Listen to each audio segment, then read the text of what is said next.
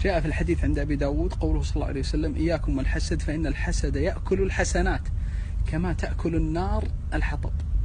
النصوص الشرعية في القرآن والسنة تثبت أن أول المتضررين من الحاسد نفسه، فأول أضرار الحسد على الحاسد الحسنات التي جهد في جمعها وتحصيلها تذهب بسبب حسده.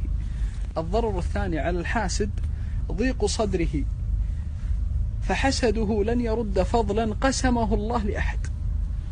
يقول سبحانه: ما يفتح الله للناس من رحمة فلا ممسك لها وما يمسك فلا مرسل له من بعده. في كتاب المستطرف في كل فن مستظرف قرأت القصة بعنوان: قاتل الله الحسد ما أعدله، بدأ بصاحبه فقتله.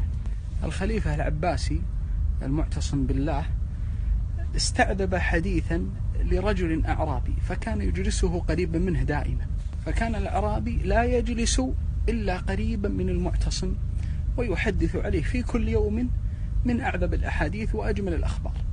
أحد وزراء المعتصم بالله دب في قلبه الحسد على هذا الأعرابي والمكانة التي نالها عند الخليفة. ماذا صنع بعدها؟ قام الوزير ودعا هذا الأعرابي إلى غداء وأكثر له فيه من الثوم، وجعل الأعرابي يأكل بيديه ورجليه من الثوم. ثم قال الوزير للأعرابي: إياك أن تقترب من أمير المؤمنين فإنه أبغض ما يجد رائحة الثوم. مجلس المعتصم بالله بعد صلاة العصر، فجلس الأعرابي بعيدا، ترك مجلسه القريب من أمير المؤمنين. دعاه الخليفة إلى مكانه القريب فجعل يتمنع بحجة المرض، فجاء الوزير إلى المعتصم، فقال الوزير للمعتصم الخليفة: أترى الأعرابي الذي تجلس قريبا منك ماذا يقول عنك عند الناس؟ قال الخليفة: وماذا يقول؟ قال الوزير: يقول إن أمير المؤمنين أبخر وقتلتني رائحة فمه.